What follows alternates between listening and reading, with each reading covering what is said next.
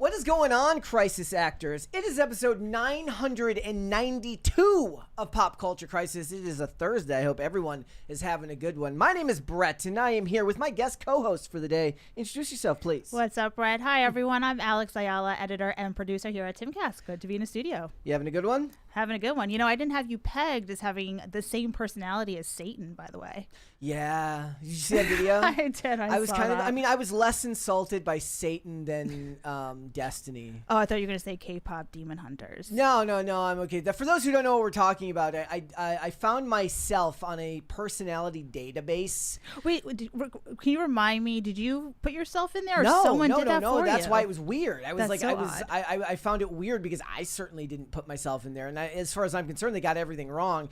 And then it's like it gives you your Enneagram, whatever that is, the Myers-Briggs, the MB, yeah. the Myers-Briggs personality test. And I went and looked and it says like, these are the other people who have a personality like yours. And I was like, Satan, okay, bet. But then it was like Destiny. I'm like, now I'm insulted. Oh, boy. Yeah, that's not good. How you doing, buddy? What's up? What's up, guys? Brandon Miner, producer, skateboarder, and general bullshit enthusiast. Thanks for having me back. That's a good. You should go look and see if they've got you on one of these things too. You're trapped in this hellhole of personality assessments, likely created by AI. But How did you discover it? I was Googling myself. Oh, okay. All right. Fair enough. I do that sometimes to see what. So when you Google yourself, it shows you the photo that comes up, and I check intermittently to see if the picture has changed. Because the picture up there is like it's likely the first photo that comes up. Like it's like whatever social media engagement you have that has like the most interaction might be how that comes up. Because it's the picture from when me and Olivia got engaged, and I'm like, man, I was fat in that photo. Like I need to Photoshop that photo so that it doesn't look like that anymore. But I go and check that from time to time. It also makes me laugh because it says that I'm a TV personality, which I'm not. So. Well, you're kind of on a TV. Internet. Well, actually, we're gonna talk about that because the CEO of Netflix says that he encourages people to say that basically Netflix, it's just like YouTube, which of course it's not, which is one of the things we're going to be talking about today, ladies and gentlemen. Hit the like button on this episode, please, and subscribe to the channel if you are new here and you have not subscribed here yet already. We are getting dangerously close to 400,000 subscribers. I think we are at 395. We should be hitting 396,000 subscribers very soon. So thank you guys so much for all of your support. The more of the videos that you like, the more of the segments that you watch, the more interaction you give, the better it is for this channel. So thank you guys so much for your continued support of the channel. We've got a $20 super chat here from Katie. Says, hi Brett, Billie Eilish, I am from Australia. I have had a lifetime of hearing my country is stolen land. I don't care anymore, so shut up. My country still has mass migration, even though it's apparently stolen land. Well, there you have it. All right. I mean, I don't know much about the history of Australia, but I wouldn't want Billie Eilish telling me what my country is about anyways, even though she says it about our country here in America. So I don't want that. All right, so what are we getting into today? We have a bunch of stuff to talk about. We are going to talk about Netflix. The CEO, Ted Sarandos, was up in front of the Senate Judiciary Committee. He was in an antitrust hearing talking about what is going to be going on with the sale from Netflix and Warner Brothers. He got grilled by a bunch of people with questions. He even brought up Superman, which I did a solo video on, which came out today at 11. But we're going to talk about what he's saying about Josh Hawley. Basically asked him about trans ideology in Netflix children's programming. They also talked about residuals. They talked about a whole bunch of stuff. So we will get into that. We are also going to talk about the ratings for the Grammys. Just like Katie with that super chat brought up Billie Eilish, it doesn't seem that the virtue signaling has helped them any, as they have plummeted once again with another million viewer decline year over year. So we're going to talk about it. We're also going to talk about an actress who did the one thing I keep telling every actor to do, which is to stop being mad when the studios don't fund your passion project and go and fund it yourself. Unfortunately, this is a story of when it doesn't work out.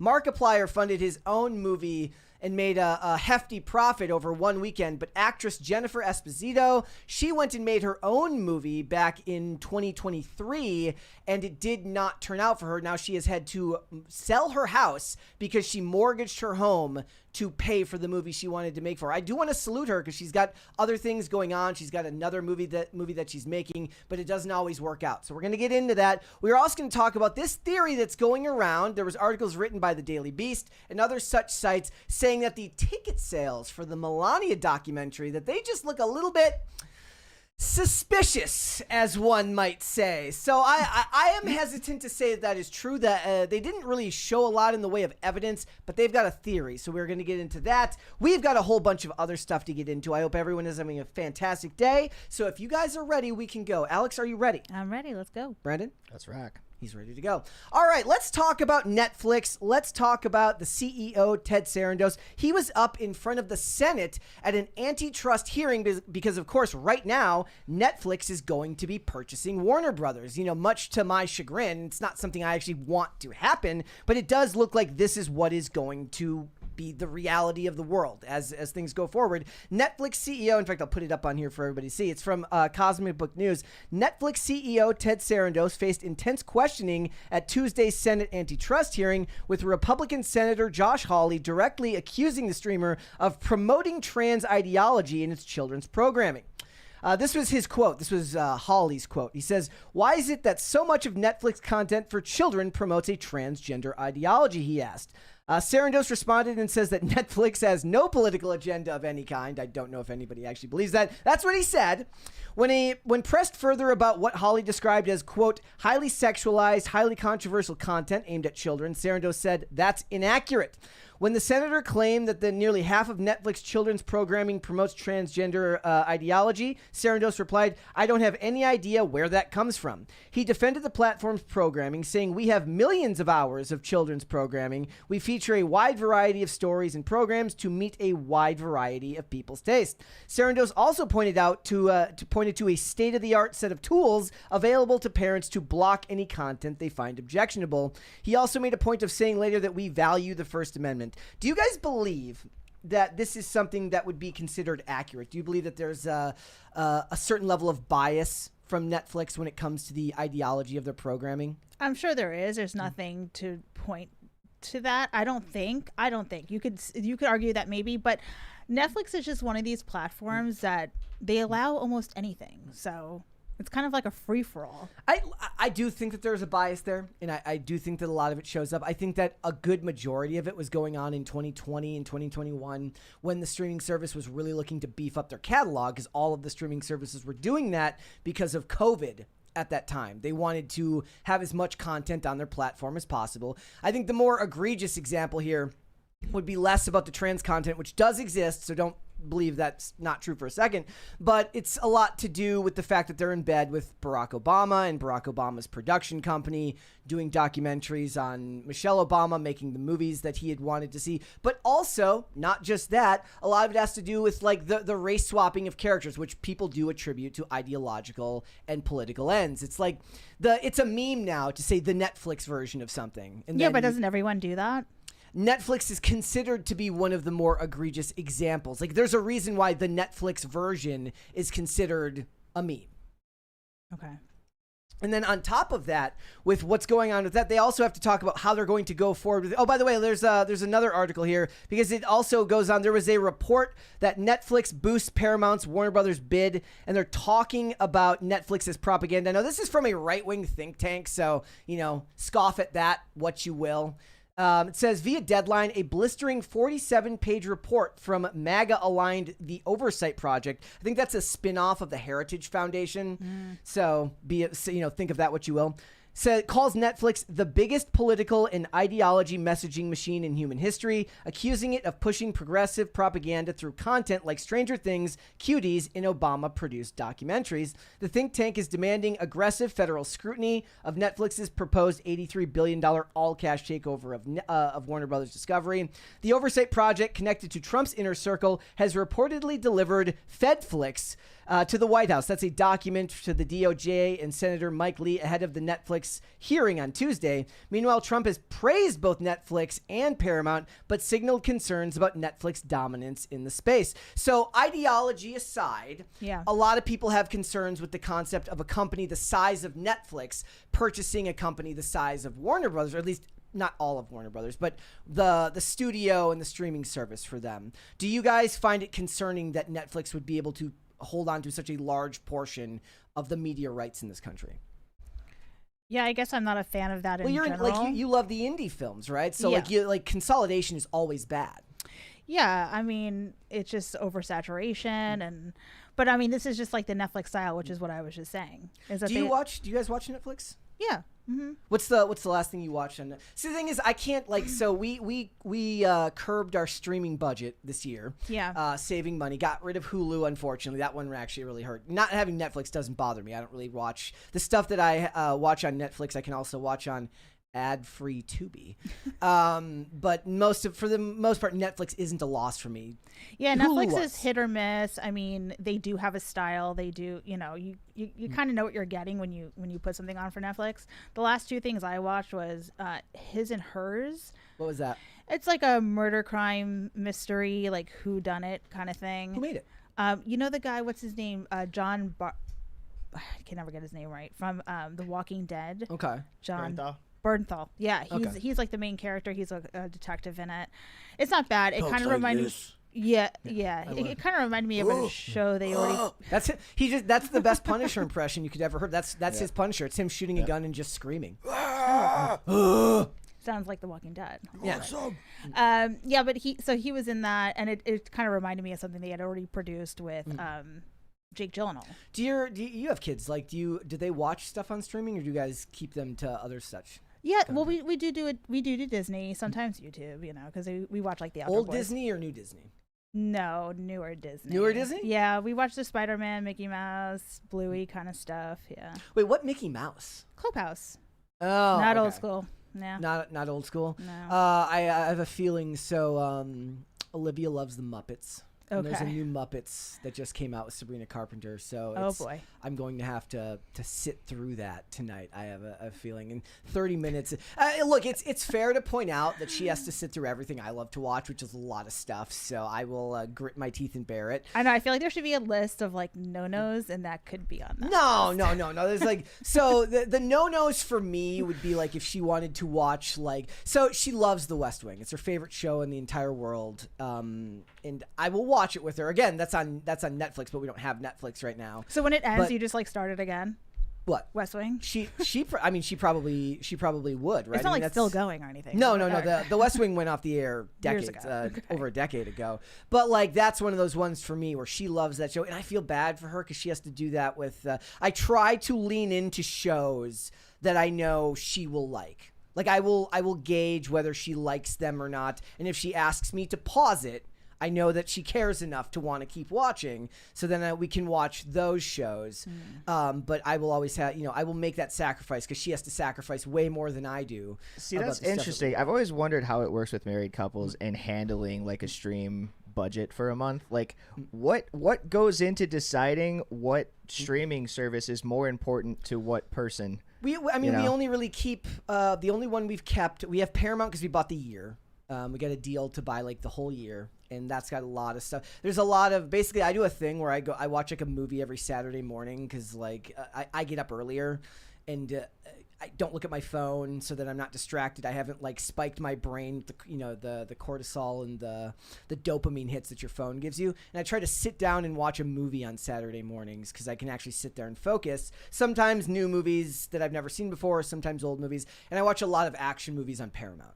So that we save it almost exclusively for that. And then we have Amazon Prime because you have Prime anyways because of you get packages. Everyone delivered. has Amazon, right? And I pay the $3 extra for no ads on Amazon Prime. And then her family has Disney Plus, which we never use, which we will use for the Muppet Show. We're grandfathered in, I feel like, for Netflix. Not that it doesn't go up. I actually don't even know, but because we've had it since you could get DVDs delivered. That long? Yeah. Huh? So I don't know if we ever had that. I lived with I had a roommate in 2012 that was said he had it. I feel like a Flintstone I think they did that. still raise it though. My buddy's had it for a super, super long time too because we were just originally using his, and then they did this whole thing where you could add on an account, your buddy's account. You could add on for $6 or something, right? And it was just okay, he can have his own Netflix account too, but he doesn't pay as much as you do, and it was The other thing that's Weird. funny Went up again. about what they're saying about Netflix and political ideology is now Netflix is getting dragged, and we'll get into this a little bit more later in the Melania part of the episode, where now people are saying that Netflix doesn't like black women. I'm gonna put this up on screen because they moved the Michelle Obama 2020 documentary, which was called Becoming. They moved it from the regular movie section to the kids section, apparently because they can't handle seeing a black woman in the top 10 of the movies. Come on, who comes up with this? It says, I'm just going to go through some of these. It says, hey, Netflix, why the recategorization of Michelle Obama's documentary? Stop gaming the system because people chose to watch Becoming instead of Melania. Another person says, Netflix, how is Michelle Obama's Becoming in the kids section and no longer in the top 10 section for movies? Who is watching Independence Day in 2026? I will be. I watch literally it every when 4th I of saw July. it when I saw it was in the queue, I played it immediately, and I'm halfway through it. It's paused right now, and I'm gonna finish it later. So I watch it every 4th of July. I watch Independence Day. No? Does anybody else watch it at least once a year? No. I mean, I watch it once a year, but it's not like we're usually busy in July. Yeah. So like, I mean, does anybody buy that Netflix, who has a deal with Barack Obama, her husband's production company, suddenly has a problem putting her... and I don't know if I've never actually bought the top 10 lists.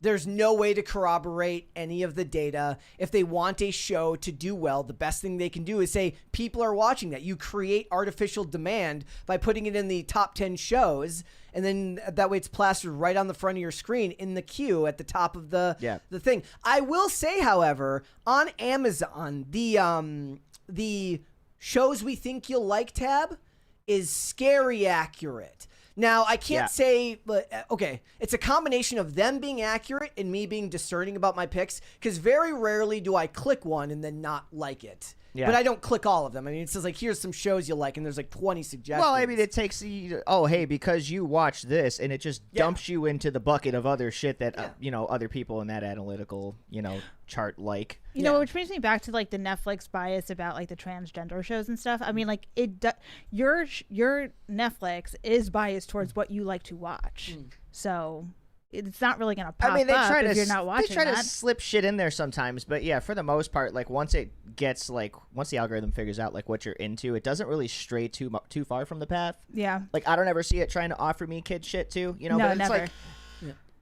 And also, you have different profiles, right? You could have a kid profile, or I forgot that thing happens. Yes, that's the worst. The worst of it is like I feel so bad because like on all our streaming services, not on Amazon, but on Paramount, we all have our own like profile, right? So that you don't have to like. I am very picky. I don't want somebody muddling up my algorithm with their stuff. Yeah, because you come in and you're like, what the hell? I never watched this before. Like, why is this in here? Like, who the hell's doing You ever seen that meme of the guy who's like him and his wife or him and his girlfriend broke up and they were on the same Netflix account, so he created a profile called Settings so that he could stay on her Netflix rather than having to... I heard about it. Maybe I heard about that from you. I feel like I heard about you told me that like not that long ago. Who knows whether it was actually true or not, but it was fantastic. All right. Well, I did want to Google to see like why Becoming maybe popped up in the kids section, and I think it's just because it's like a PG documentary, so it could have just been like an algorithm. Do we think you think they stuck it there to avoid showing any kind of favoritism? No.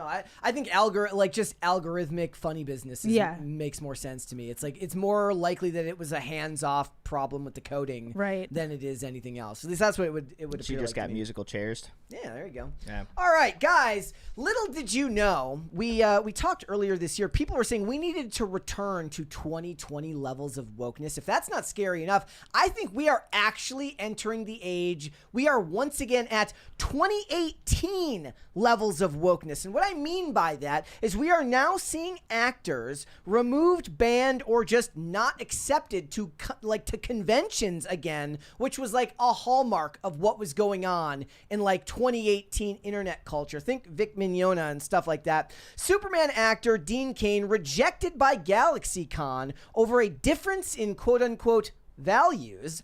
And then they're asking the question, is GalaxyCon banning conservatives? This story was going through the other day. Dean Cain, to his credit, he's very vocal on X, and he wanted to get into a dialogue with the people at this convention to figure out why they wouldn't want him there, and he was very respectful through all of this. So let's go through it. It says, actor Dean Cain, best known for portraying Superman in as Superman in Lois and Clark: The New Adventures of Superman, says that he had been rejected from appearing at GalaxyCon due to what event organizers described as a mismatch in values, a claim Cain publicly challenged after being denied an invitation. Look, that is one of those things that actors that were very, very popular in pop culture through specific periods of time, this is a whole nother revenue stream for them. But not just revenue, it's a chance to meet people that actually really, really like your work. And if you follow a lot of actors who have been in big shows over the years, a lot of them, look at all the Arrow shows, all of the people that did stuff for DC when it was on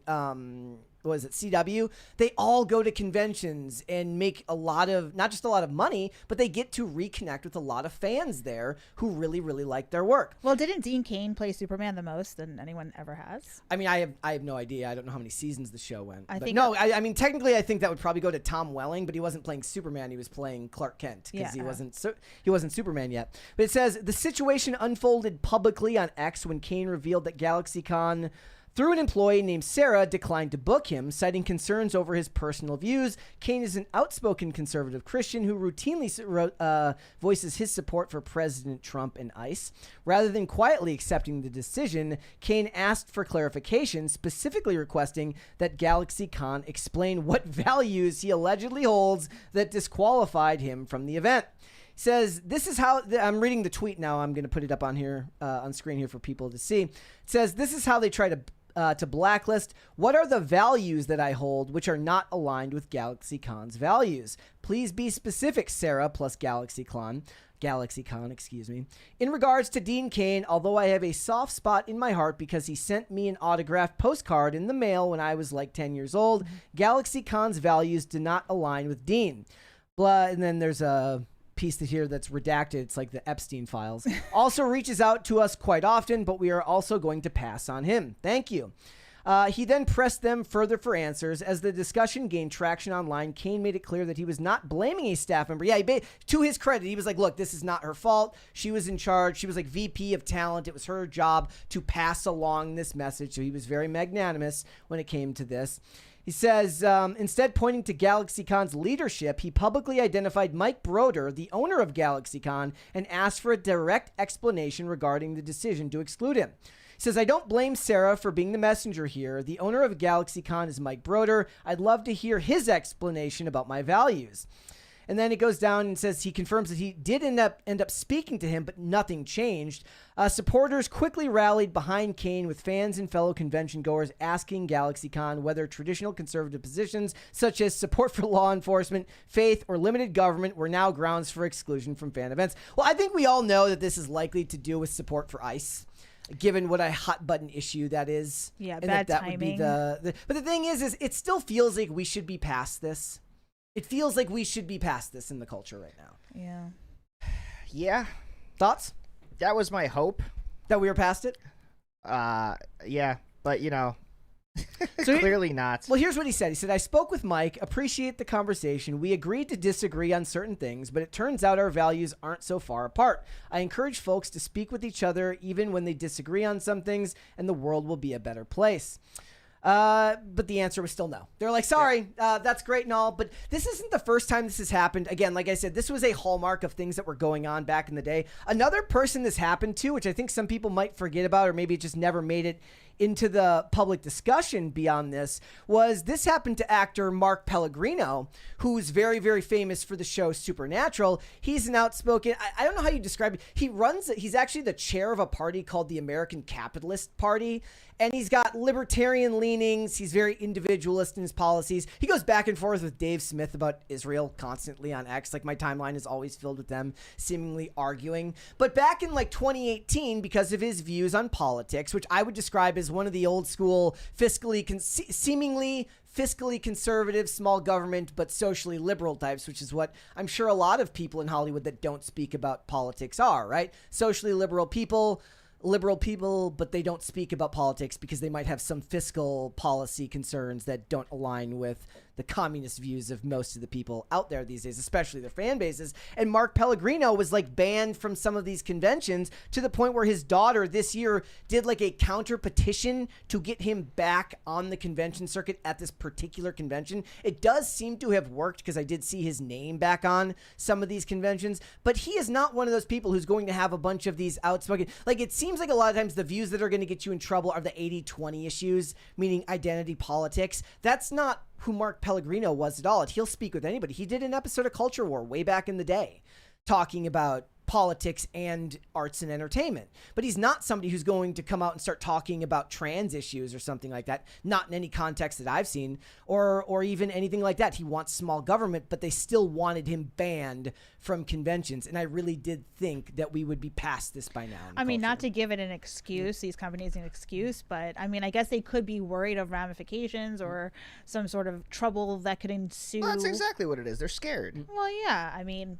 oh no, all this is going on. Look at all these companies. We have to be really careful. well, no one wants to get sued these days, and you know, something could happen that they just don't want to be sued. But the thing is like conventions in general is a dying thing. Yeah. Like Yeah. it's a dying industry. Yeah. for I the wouldn't most know. part. I don't know why you'd want to really go to a convention anyway for your own Do you mean, safety. are you talking about the are you talking about Wait, the am I fans? talking shit? Is that bad? Are you talking about the fans or the artists? And stuff? Both? No, if you're an Really artist, you both. want to You've go. never been to a con? No. I was gonna say that was a comment from someone who's never been to a con. Why? I They're don't- so much fun, Brandon. I mean, depending on Do you get dressed okay, up? so Do you get? you can. But do you? Do I? Yeah. You want to go there? Who would Yes, you go, I do Who wanna would go you there. go as to a convention? That's the real question. If I would if totally I go were, as Wonder Woman. And I'm not saying I do, but if I were to go to a con, I would probably want to cosplay as something from a video game. I just asked the chat who would Brandon go to a convention as. We'll have to wait and see if anybody has a response. I mean, I do love a We little don't have dress a- up. Alex doesn't have the laptop today to do the polls. I don't have a laptop. I don't think I can do it from my phone. Sorry. Can't do it? Can't I do don't it. have the access. Look, let me it see. feels like we should be past this, especially given what does. happened in 2020 and the fact that the convention circuit was decimated by COVID and the inability to have conventions because of 6 feet of separation between everyone. They couldn't do it for legal reasons because the whole world was shut down. Now, if you want to keep the convention circuit going, if you're an artist, you want to go to these. Like if you're an actor who was in a very, very popular show, it gives you a chance to reconnect with people. It's a second source of income. They're still very popular in like the pro wrestling industry, where older wrestlers go to these conventions and sign autographs. It's a But it is- lucrative source of income for them. It's mostly comic cons we're talking about here, right? So I guess if you're more of a fan of that, but I'm not. I Depends on the convention. There's tattoo conventions. I'm sure there's an you know. A24 convention you can go to. Okay, that I might show it too. Might be more promising people there, honestly. No What- offense to Dean Cain, but No, that's rude. That's rude. oh, so sorry. What's a convention you would go to then? Oh, I don't really know. Do There's you listen gotta- to music? There's not a music convention I would go to. No chance. You wouldn't go to NAMM? No. Nah. Concerts? No. No? I haven't gone to a concert in a very long time. You go to the movies though. I go to the movies, yeah. You going to any movies soon? Well, I'm not gonna go to like a movie convention. That No? seems weird. What if you won tickets? What if the tickets were completely free? Hey, tickets for you and the whole family for this day. Go see your favorite stars. And there was somebody there you I mean, actually sure. wanted to see. I mean, who wouldn't really do that? But I'm not like really a fan of the whole thing. I hate the idea, though, that these actors who have very, very... Like Dean Cain, yes, he's very much a conservative. He falls into the conservative sphere. Online, I get where the backlash comes from because of the political leanings of a lot of these people in the convention circuit or in the arts. I still don't think it's a reason to ban him, but Mark Pellegrino is like... He's a dude who, at the very least, I love the idea of somebody who still has socially liberal views, but is not stupid enough to suddenly mean that believes that that's true of all politics, that your social policies should be the same as your fiscal policies, or your thoughts on the idea of the individual being the most important of all aspects of the culture. It's not about a collective identity, it's about being an individual. That's an important idea, and the idea that that's enough to get you banned from a convention is insane to me. Yeah. I don't know why the two are playing in the same sandbox anymore. And honestly, What do you mean? Like, there's this line that's there that like you have to consider people's, you know, politic or ethical backgrounds before you can see them in any other kind of light whatsoever in any kind of career, like music, entertainment, things like that. It's not like it's the real. Okay, I know that it's a meme to say that X isn't the real world, but in this case, it really isn't, right? Like the average person who goes to the convention, they might be online heavily, but that doesn't necessarily mean that they're following that side of X or Twitter where they're looking at what these people believe as far as their politics go. When you go, you see them with the big poster, Dean Cain is Superman. From everything that I've heard from people, he's a very gracious person. He's a very nice guy. Like, give people the opportunity to go see them. Or and also interact. don't meet your heroes. That's its own thing, right? Like, Yeah, have you ever gotten to meet any of your heroes? I mean, I've met a few famous people, sure. That are your actual heroes, or they're just famous? I mean, I don't. We're talking I about don't really heroes. have heroes. Like who? Who have you met? I've met a lot. I've met Willie Nelson. Met him. Lance Armstrong. Where did you where did you meet Willie Nelson? I waited on him actually. It was really funny. I judged him too because he was dressed in like a poncho and he had braids on. Was he looked he like a homeless... high off his fucking rocker? I mean, he's a very old man, so he could just be old or very high. I don't know, but yeah, we were working in a very nice fine dining restaurant, and he came in with Lance Armstrong. Very nice guy though. Tips 100%. They came in together. Yes. Yeah, I was Yes. like, what? Lance Armstrong was a little like standoffish, but Willie What the Nelson was hell great. do Lance Armstrong and Willie Nelson talk about? I think they just live in the same. What is that? Willie is that Probably. Smoking the I mean, but reefer. That's not what Lance Armstrong. Like Lance Armstrong would be like, weed smoking is kind of like doping for racing. I don't know. Maybe that's Not what he the wants same you to thing. think, man. Maybe he was just like, yeah, he met up with Willie, rolled a bone in the parking lot, and then they just came in to get some food. Who was Michael Phelps, who got caught like smoking the bong Yeah. after winning the Olympics? Phelps is a huge I was pothead. like, if anything, that should get him like an even golder medal because that means even stoned he can beat everybody. Yeah, swimming. dude, he smokes, and he's got the lungs of an Olympic champion. You know what? I did it. I did go to a convention once in Austin, and I met Richard Linklater. You know, the director. Yes. He was a dick. He was not very nice. Well, the directors can be pretentious. Well, I mean, but still, he Wait, was what? someone I liked his movies, and I went up to him, and he was like in a meeting with people. Like, I'm like, how are you in a meeting? There's like What 1,000 convention people is here. this? It was like I don't remember. It was years ago, so I don't remember. The disdain she has for conventions. I'm just like, is I'm never my going favorite again. No, it thing. really turned me off. I have to say, I just like that memory just came to the forefront of my head. I was like, So here's an example of meeting your hero and being completely like, okay, fuck yeah, that's my hero. Bill Murray at South by Southwest. We had one of my bands that I was down there with had just finished playing a gig at one place, and we were loading out to go across the street to another place we had another gig at. Okay. And streets are packed on 6 if you've ever been there. Bill Murray is just cruising down the street. You know, he's with part of his family, like his daughter or granddaughter, somebody like that. And some guy walks up, and he's like, and we kind of noticed, we're like, holy shit, you know, Bill Murray. And this guy's like, holy shit. He goes, Bill Murray, can I have your autograph? And Bill Murray looks at him and he goes, hey, fuck you. And he just keeps walking. And I'm like, yes, that is my hero. Bill Like, Murray is a part of this. I hate the LOL so random headlines of Bill Murray just got behind the bar and started bartending. I've told this. Those headlines have always rubbed me the wrong way. it's Bill 'cause Murray. it's staged. It's Bill fucking Murray. He peaked with What About Bob? Let's face it. My personal opinion. All right. We just watched Groundhog's Day, actually. Did you? Well, I mean, Groundhog's Day just happened. So. Exactly, Yeah. exactly. And that's actually, I'm not going to lie, that's my least favorite trope. Me too. So it's not about the movie. What About Bob? What About Bob is a The masterpiece. trope of like Yes. So yeah. the movie, fine. But when television shows do like a Groundhog's Day episode where the character repeats the day over and over again, I almost always skip. I agree. The closest thing that I can think of that I actually enjoyed, there was a show called The Librarians. It was made by the same guy who made Leverage, Dean Devlin, and these other guys. Very low budget shows for like cable TV, like TNT back in the day. They did an episode where instead of it being like a Groundhog Day episode, the character was like a video game character, and they had to keep, every time they died, they would have to go back to certain points in the level to start over again because the character would die. They didn't have save points. Well, it's like So- there was a Tom Cruise movie that was Edge of Tomorrow. Edge of Tomorrow. Yeah, that was actually not too bad, but I don't like that trope either. It just doesn't work for me most of the time. Groundhog's Day with aliens. Yeah. Right. Yeah.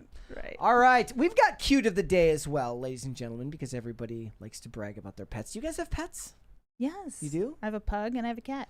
Okay, so you're on X. You should submit for cute of the day. Okay. Tag me, put hashtag PCC pets in there, and I will have them featured on there. Okay. All right, here we go. This is from Dead Man. It says, refund an indie sitting on the window on the window shelves while Banjo sits on the couch, all looking out of the front window, waiting for Mama to come home. That's sweet. Do you? I like it when cats and dogs. There we go. There's another Bill Murray. Dogs and cats living together. Mass hysteria. I like it when the animals can get along. Yeah, I have one of those cat window things. My cat doesn't use it. What is it? How does it stick out of the window? It's just like suction, Oh, it's just like the cups or whatever. Why is that funny, Brandon? Because I saw the look on your face for a split second, and he had you like center screen, and you were just so disappointed. Like, I bought that goddamn thing, and he doesn't even use it. She does not use it. It's a money pit. The cats and the dogs. Chris was like, "Don't you dare buy that for her," and then I did, and I tried to put her in there, and she's like, "Hell no!" I don't know what she thinks is gonna happen. Yeah, we have two cat towers, and they've destroyed both of them. So Are you bitter about it though? Like, is it gonna stay there until she like decides to use it or not? probably. And just like it's just gonna stay where it's Well, at? I keep thinking, I'm like, maybe it's just winter and it's in the window and it's too cold. Maybe in the summertime she'll like chill in there. That's actually not an unreasonable belief because our cats move to like different areas of the house once winter comes, so they can be closer to the heaters. I don't know. We also have one of those cat tower things. She never uses that thing either. All right, ladies and gentlemen, we got more stuff to get into today. So we've covered multiple stories relating to the Grammys this week. We, of course, on Monday talked about all of the virtue signaling that went on at the Grammys with everybody wearing their Ice Out pins, everyone saying F Ice. We also talked about Billie Eilish, who got her own backlash because she had her comments about, nobody is illegal on stolen land, only for an actual tribe that, once owned the land where her home was built to make comments about it, which of course made everybody laugh. Now there's pictures going around of her walking her dog and they're dunking on her appearance, which is rude. But now we are seeing that all of the virtue signaling that went on at the Grammys did not do anything to help them. It says the Grammys hit a new low with 14.4 million viewers, down 6% from last year. That's a $1 million viewer drop. So it says the 68th annual Grammys drew an average of 14.4 million viewers on Sunday night, which marked the ceremony's last time airing on CBS before its upcoming move to ABC. That's also a sign of what's going to be the change in tactics, which is it's going to be airing live on both ABC as well as Hulu and Disney Plus, because everything is migrating over to streaming, which will eventually help them because they won't have to report those numbers on the streaming services if they don't want to, the same way that they do for Nielsen ratings.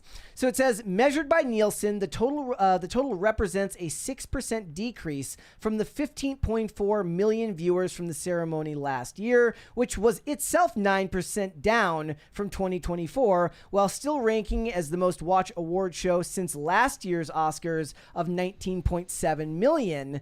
It's just crazy because you used to see just massive numbers for all of these things. The other thing that they leave out in here is the magic demographic that actually matters to advertising, which is the 18 to 49 demo. That's shifting a little bit as the population lives longer and longer, but in general, CBS skews older as far as their viewership numbers. Right. So we don't actually know what those numbers are total for the demographic that actually matters. Well, it's funny because we talked about this with was it the Golden Globes? Yes. And it's like, and I don't have regular TV, so like I don't watch it. And most people know it from the clips anyways. Right. So exactly. It says CBS also touts the Grammys were the most social TV program in the last 6 months, with 74.8 million total interactions and 302.5 million total video views. Airing at 5 p.m., the Grammys were hosted by Trevor Noah, blah, blah, blah, blah. And then we have this. And this is what I wanted to comment. So Phineas, which is, of course, Billie Eilish's brother had to kind of stand up for her. He had to defend her honor after her comments have gotten dragged endlessly over the last couple of days. He slams powerful old white men who are outraged about Billie Eilish's Grammy speech. He took to Instagram Threads. Do you know anybody that uses Threads? No. Anybody? Even when I see it on Instagram, I'm like, no. Nobody clicks on it. You click and it says you have to have a Threads account. I'm like, It like actually like, well, like if you click on it, it'll show you like 8 people that are using Threads that try to be like, hey, like look, these people are using it, and I'm just like, yeah, no, yeah, sure, no. It says is what he said. Seeing a lot of very powerful old white men outraged about my 24-year-old sister, about what my 24-year-old sister said during her acceptance speech. What does being 24 have? That was what I tweeted about. I said, like, young. But Dumb. he likes Young what, and dumb. no, but he's accepting what she said. He's not saying she was wrong. So what does her age have to do with it? Yeah. Thoughts? Is it like I get it because he's making it seem like 24 is 14. Maybe it's like my 24-year-old sister. That's not what he's saying. Like, No, he's like my kid's sister is basically what it sounds like he's saying. Like he's saying like, yeah, like she's a kid. You know, what she says doesn't really, like, you shouldn't be scrutinizing the opinions of my kid sister is kind of like, I feel like think what he's saying. music gets a pass in this space because pop music in general heavily skews towards women, and it heavily skews towards like LGBTQIA when it comes to how they promote their music. So the Sabrina Carpenters of the world, they actually benefit from promoting activism on their social media platforms, whereas actors have to try and hit what is called the 4-quadrant demographic with their big budget movies, meaning that you want to get men and women, young and old. You want everybody to come out to your movie. But that's not really how music is. Does it seem like that to you? It doesn't seem like music is promoted that way anymore. No, not really. Like, it feels like music is designed specifically for subcategories of people. Yeah, like it's all just filtering now. Like, honestly. How is music, because you're a musician, how is music now different as an industry, do you think, than it was 20 years ago? I mean, 20 years ago, I was just better kind of music getting 20 years started. ago? We did. We were very spoiled. I think our parents were too. But there was still, you know, the existence of like going out to a show, you know. And I mean, a lot of these bigger artists don't have a problem drawing, you know, but they put their tickets, you know, up a year in advance. Yeah. You know, you have a year to buy tickets to this massive show. They're only coming once, you know. Well, they talked like 20 years ago. Like, you no longer see rock music in the top 100 charts anymore. Yeah, Phil was talking about that the other day on IRL, saying he hasn't watched the Grammys since I can't. My brain's dead. But the point is like, they also now rap music is falling out of favor. Well, in that yeah. Well, he was genre as talking well. about metal music, and like, there's metal music isn't even the part last of real it. thing I think that happened was the Gojira thing when What they Gojira played the Olympics, where they were on the side of the castle with the flames and all that shit, and then their whole performance just went absolutely viral. Crazy ass performance, amazing. Well, Phil will always bring up like Metallica. in Russia. I guess it was Jethro Tull or I don't know how to say their name. Jethro Tull. Yeah, that's it. They won over Metallica, and he got like really pissed off about it and hasn't watched it since. And I'm like, but it makes sense though. I mean, you're alienating a certain group of people, right? I feel like, weirdly enough, music is an easier place to do activism than movies, because movies run through so many. Now, I understand that musicians, it's not like they all write and produce their own music. Most of them have their own writers. A lot of artists have their own writers, their own producers, and the music ends up coming out. Most of the time, it feels very homogenous these days. It doesn't feel like there's anything unique, at least as far as the mainstream artists go. But movies run through so many hands that by the time it gets, by the time it comes out, it doesn't feel like the same type of activist piece in the sense of one person, but it's become this weird amalgamation of many different people's ideologies. So it's harder to latch on to, if you're a politically minded person, to that specific piece of art. Whereas somebody like a Taylor Swift has a very specific style, and she's known for a very specific message in her music. Yeah. And things like that. So, is there any new music you guys listen to these days? That was the last thing I listened to. Story of the Year's got an album coming out on wow. Valentine's Day that I'm waiting for. Haven't thought about them in a long time. Yeah, they're dropping a new album in a week or so, 2 weeks.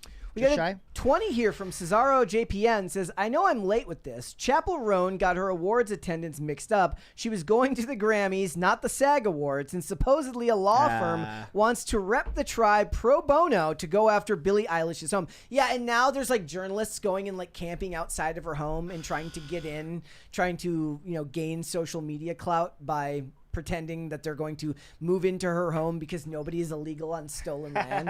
and then I'm like, you know what? It's kind of harassment-ish, but you know, the actors shouldn't say stupid things if they don't want people to do stupid things in their name.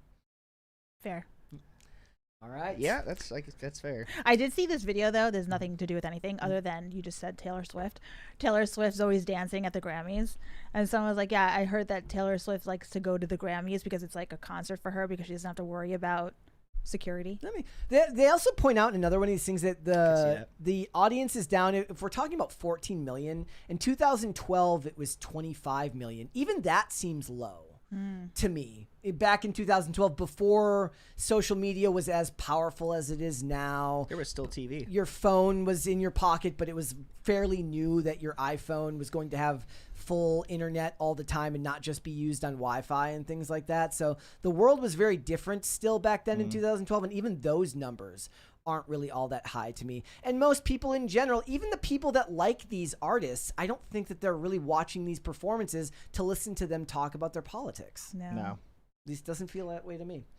All right. This is an important story to me, guys, because I want to highlight this one because this is a sad story in a way, but I think it's a sign of what I would actually like to see from the actors in Hollywood. Now, one of the things that I criticize a lot on this channel is when these actors come out and they get mad when their movies don't do well, movies that ostensibly seem like they're made for nobody. They're these weird passion projects. It's some art house film. To be fair, Alex probably likes a lot of these movies. Oh, sure. Right? That's a good thing.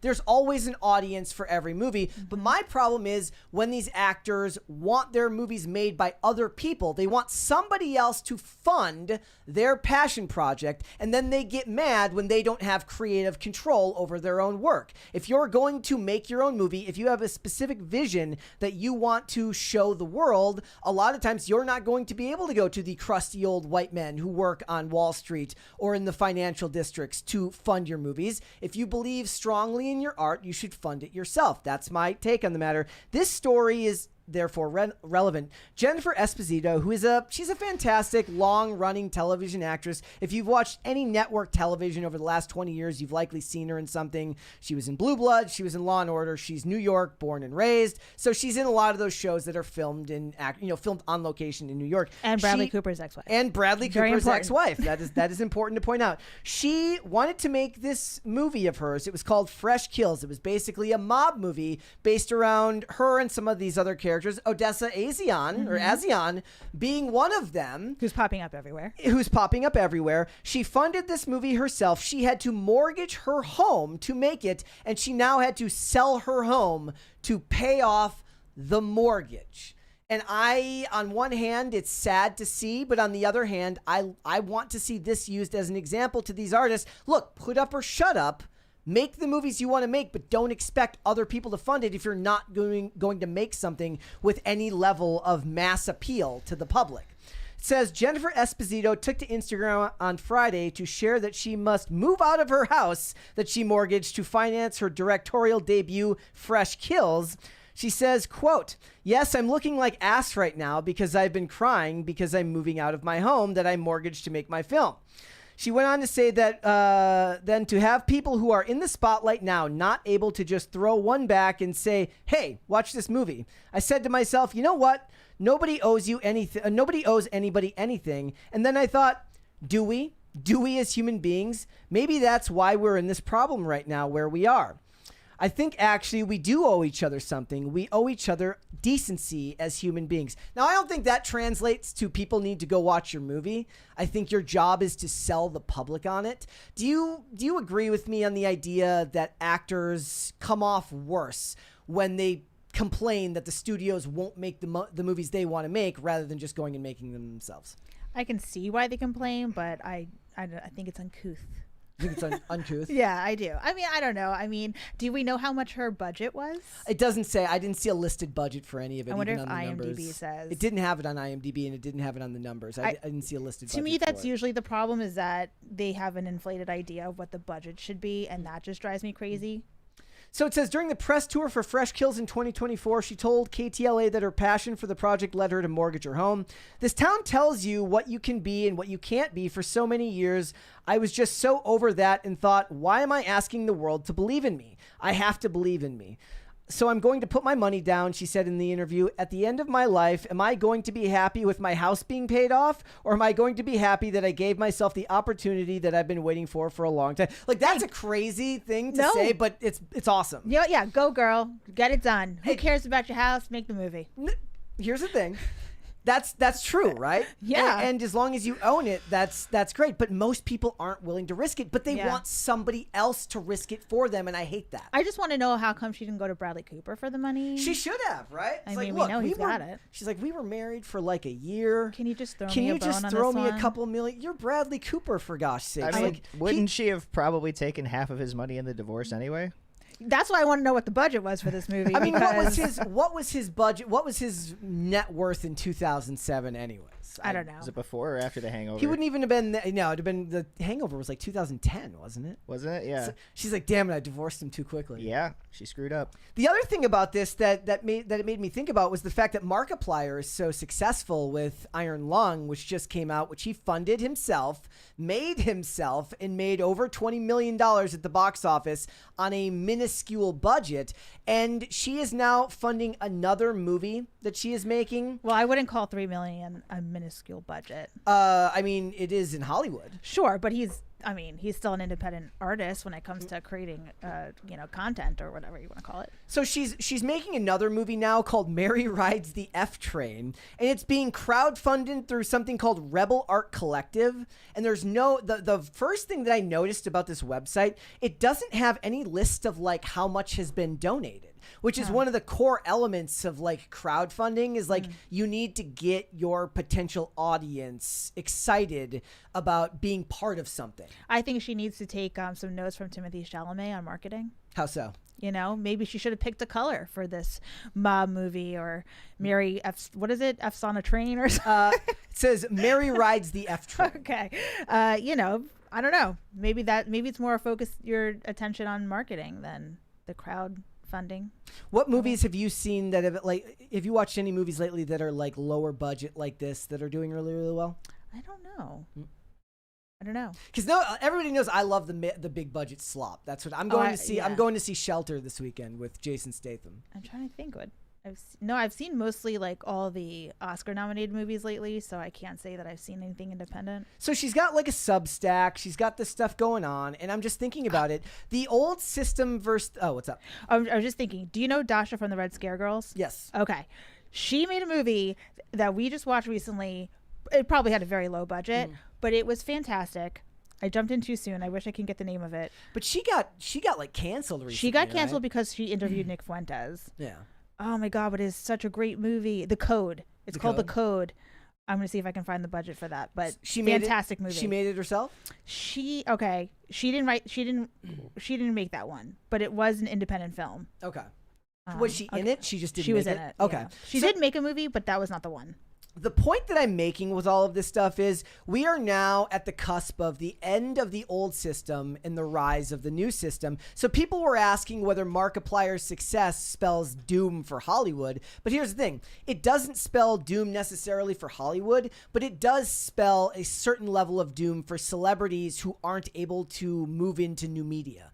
So she's doing her best to raise money for this movie on her Substack and through this pretentious looking art collective crowdfunding site, when there are comic book creators who raise hundreds of thousands of dollars, sometimes in the millions of dollars, on either Indiegogo or any of the crowdfunding sites, stuff like that. But the difference is you can't make it just on the art alone, at least very rarely, right? You have to be able to market yourself to the public. You have to start a YouTube channel. You have to be able to stream. You have to be able to engage directly with their audience. Whereas for the most part, you look at these actors, and I think she's great, but there's a firewall between them and the people they need to get these things made.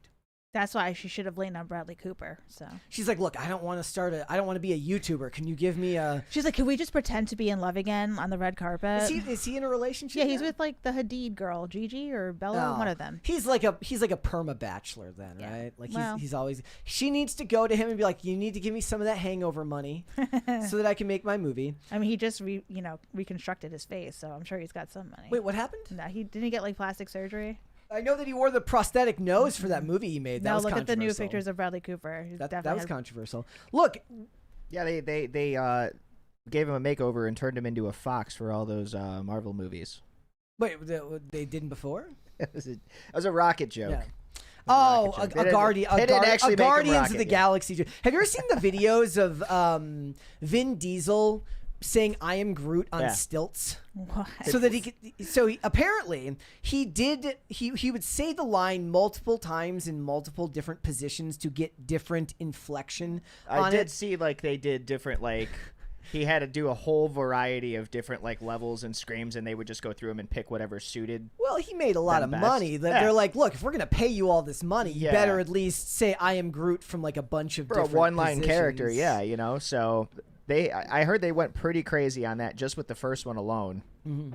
Tim is an example of new media here, who built his audience from his YouTube channel. From there, went to start his own website where he has people that are paid members of his website and stuff like that. If you want to build things now, you do in fact have to be a front-facing member, and you don't get to have that barrier between you and the general public the way that celebrities used to be. I was actually thinking about this the other day. If I was a celebrity today, if I was like an actor in Hollywood, I would mourn the fact that I couldn't be like part of the old class where it was just so much easier. You had a publicist who took care of everything on the front end. You have your... Now, granted, these people take huge cuts of your money, but they're still doing that, and they have to do all this other stuff. Dakota Johnson has spoken...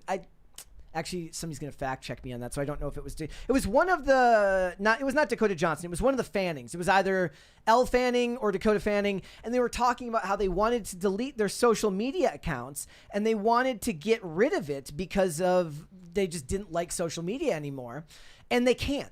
Actors are required to have social media presence because producers will not hire you unless you have a social media following of a specific size. It's like that one girl whose scene got taken away by the Haktua girl.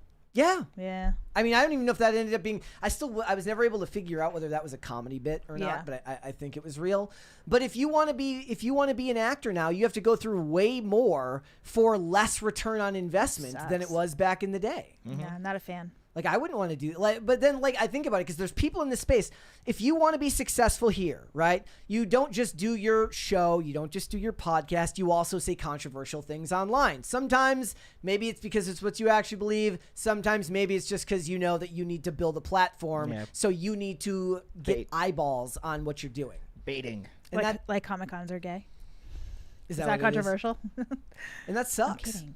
And that sucks to me. Like I would have rather existed in the mold of old Hollywood, and seen things done that way rather than what we're seeing now these days. Well, old Hollywood was the one that was kind of behind that like velvet curtain, wasn't it? Well, I mean I prefer that. One of the things they talk about how Denzel Washington told Michael B. Jordan, said, don't post so much on social media. Why would they come and pay for a movie on a Friday if they can see you Monday through Thursday on social media? Like giving people instant access, or like But there are some celebrities who don't have to worry about doing that, like Michael B. Jordan. I mean, now older celebrities, yes, sure. Well, there's like a similar mentality in music. You don't tour every single month of every single year nonstop for 10 years because people get tired of you. That's why people come through maybe once a year in the summer. Hey, we're going to do a show. We're going to do a show. We're going to do a show. You only get to see them once a year, so everybody is more inclined to come to that concert or go to one that's in the area on that tour. I've heard. I remember hearing a line in a television show once where they said this person is like a mid-level rock band. They only make money when they're on the road. Is that true? Is there Yes. you're only making money when you're touring? Yeah. Doing home shows and stuff like that is fun. A lot of the times we would do home shows, those were to fund recording projects and things that we were doing. It's kind of a similar thing where it was like, hey, we've got to find a way. We want to make this album. You know, we've got everything we need. We got all the material down. But now we have to pay for studio time, right? We got to get me and my drums in there, and we do the entire session for that. We got to get the guitar players in there. We got to get vocals in there. You know, you're looking at anywhere from $5,000 to $10,000, maybe plus, depending on how many songs you got, how much you want to do, mastering, all that good stuff. When everything is done, said, it's a lot of money, and the only way you can fund it is if everyone has a full-time job and they're putting in money out of their pockets and playing shows and selling merch. Yeah. So the best thing for you to do is to get your ass out on the road and hit a bunch of cities, build fan bases up in all of those cities so that they bring their friends out to the show the next time you come through town. And you just keep amassing these pools of people in each city, selling merch, touring, getting paid for your guarantees for the show, and funding the next project. Actors are kind of in the same position as the average everyday person, which is like you can't live on the single stream of income anymore. Yeah. Like you have to diversify your portfolio, and as like Sydney Sweeney is the master of that now. She's never just acting. She's producing. She's releasing new commercials for new brands. She's got her own line of lingerie. She's got her line of hair care products. She might be an exception to the rule. What do you mean? Because she's Sydney Sweeney. Well, no, I'm saying that most actors... She's following protocol. She's following Hollywood protocol, which for a while has been, hey, do this, get out there, but then what are your side gigs? Yes. So it's actually she's investing in a upper tequila echelon. company or something, like George Clooney with Casamigos. All the very actors. similar thing. Do you ever watch Entourage? Yeah. Dude, the whole Avion thing, exactly. You have to have a side hustle. Every male actor has a vodka or some type of liquor brand. Yep. I remember when Stephen Amell from Arrow was he has it might have been whiskey, it might have been wine. I think it was a wine company. I can't remember what the hell it was, but I know what you're talking about. And it's just where are these? I guess that's what their business managers are look, you've got this liquid capital now because you're making X amount per episode. If it sits there, it's going to get taxed to hell. We were just talking about Bryan Cranston and Aaron Paul. Yeah, they're another one. Yeah. Yep. Did you see the Breaking Bad house was on the market for $4 million, and they just lowered the price to $400,000 because there's hundreds of visitors every day. You probably can't sell it. So if anybody in the chat right now has $400,000 of liquid capital, you should go and buy that house and start tours. Yeah, that's what I would do. An Airbnb. I wonder if they just ever come out to a bunch of just extra large cheese pizzas on the roof of their garage. The same thing is true. The home from Scream 1 was put up as an Airbnb over Halloween where you could rent it out, and it's full of Scream memorabilia. Dude, the Home Alone house? Yeah.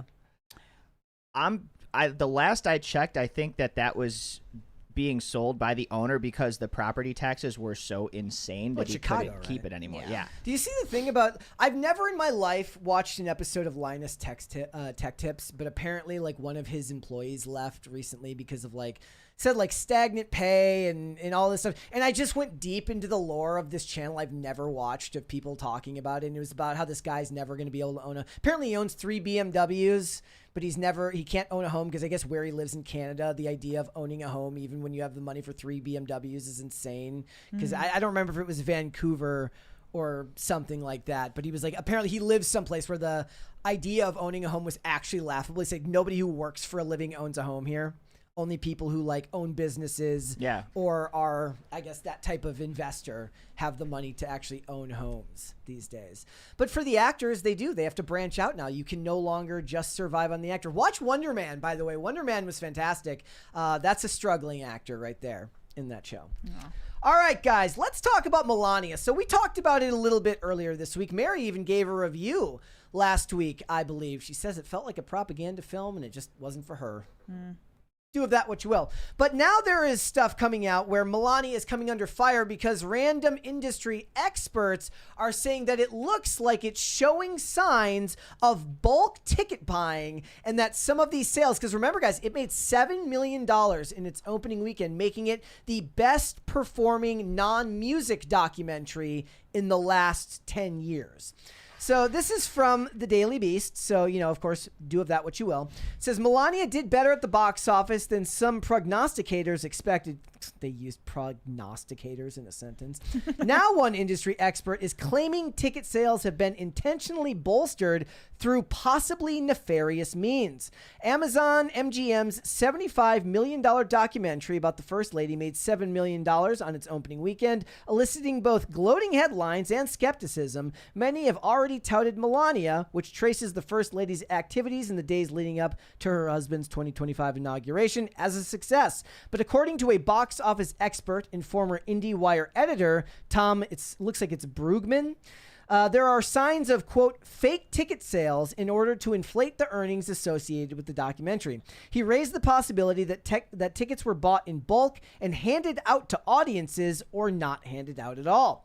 These allegations were made in Brugman's Substack and reported by Puck News writer Matt Bellani in his newsletter about Hollywood in Power. Bellani said that Amazon and cinema groups AMC and Regal told him that they did not experience unusual block purchases of tickets for the film. The theater chains might not successfully know, of course, he reported. So he's basically saying, they told me it didn't happen, but it could have happened anyway, which doesn't prove literally anything. And veteran box office tracker Tom Brugman noted in his Substack that industry sources say that there were signs that blocks of tickets were purchased for the weekend, then distributed to senior citizens' homes, Republican activists, and other interested parties for free to help boost audiences.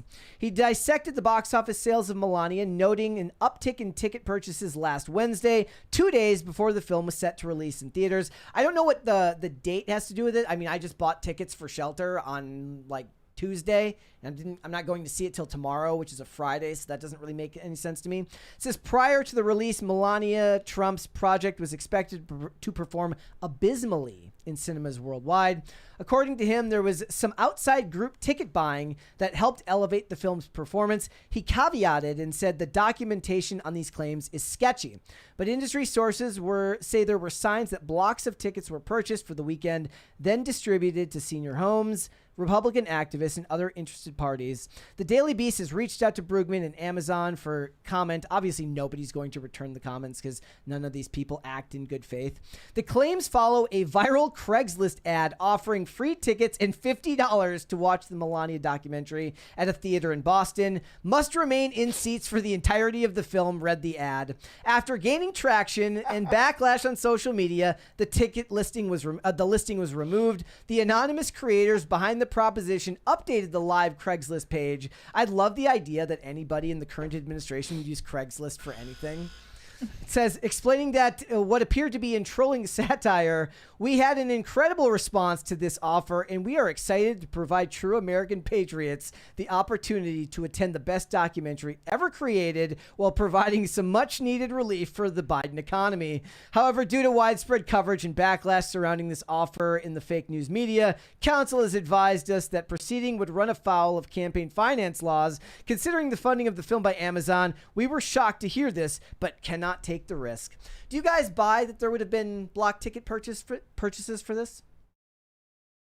I mean, no, I don't think so. I 100% believe that it could happen. Really? Oh yeah.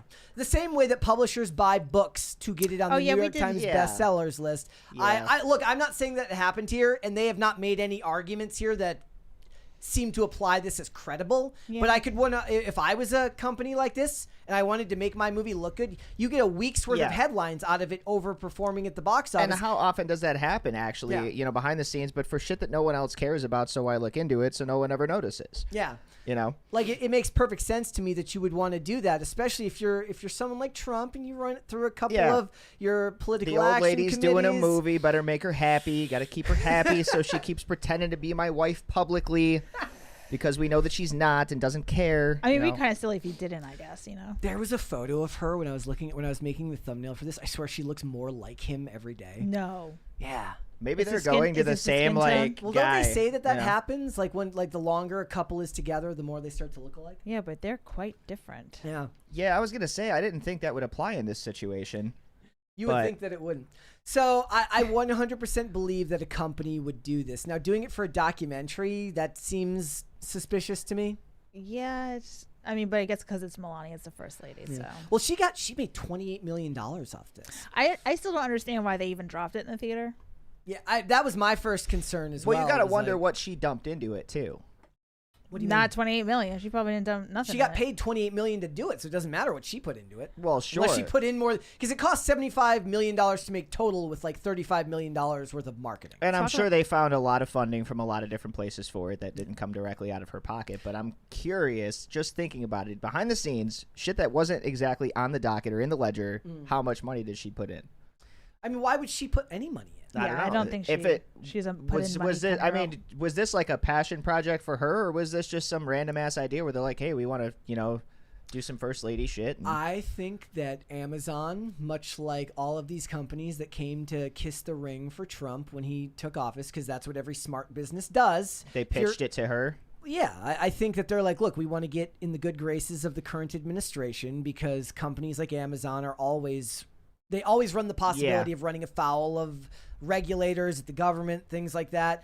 What better way to get good publicity for the company? Yeah, and than if by that's doing the a case, then documentary? it was just like, yeah, we'll throw, it'll throw a few dimes in your pocket, So I could see that. They also said this. It says, after impressive $1 million Monday box office haul, Amazon MGM is expanding Melania into 200 more theaters. So looks like it's growing and it's expanding. Did you past see that. how Amazon axes Melania screenings at Oregon Theater Yeah, because over the marquee? yeah, what did they write there? I forgot what it said. I forget what it says too. I mean, there was a lot of people doing some very creative street art on the posters of Melania all over. Yeah, I can't. Yeah, I mean, so ultimately, what they leave it out for a couple weeks, see how it does. If it tanks, then they pull it back and throw it up on Prime. Well, I mean, I don't think it was ever going to be expected to be out for more than a couple weeks. Documentaries don't have full theatrical runs usually. But Because I mean, First Lady, like it's like, hey, what if it does smashing? Let's leave it at the box office for a while. You know.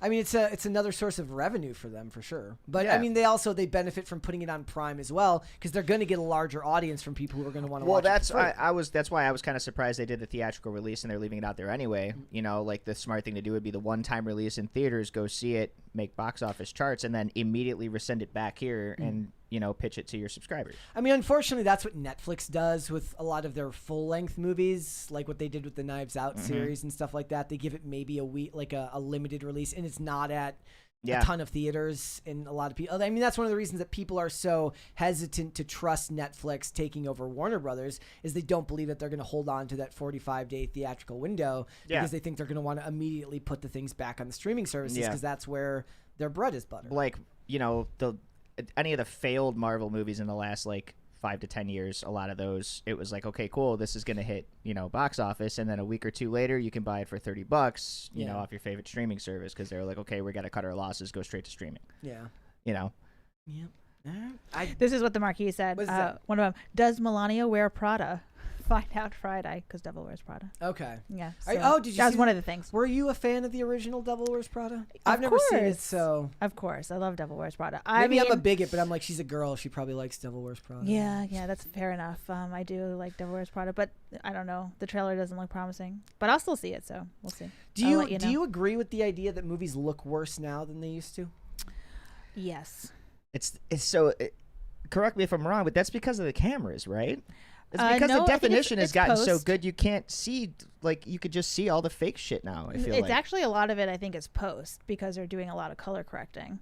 They're not doing a lot of color correcting. That's the problem. Well, I think that they are. They're just not making good decisions. So you think that they're shooting footage in RAW, barely lighting a scene because they can literally put any color they want anywhere. Yeah. And then they go into the movie and some creative is like, make it gray. Yeah, but I mean, it's not all movies. I mean, but talking about Netflix, I mean, look at Netflix has a certain like color palette.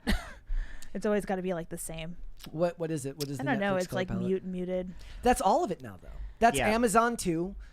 It feels like everything is washed out, everything is gray, everything is drab. Oh, did you watch? What was it? Hateful Eight. Yes.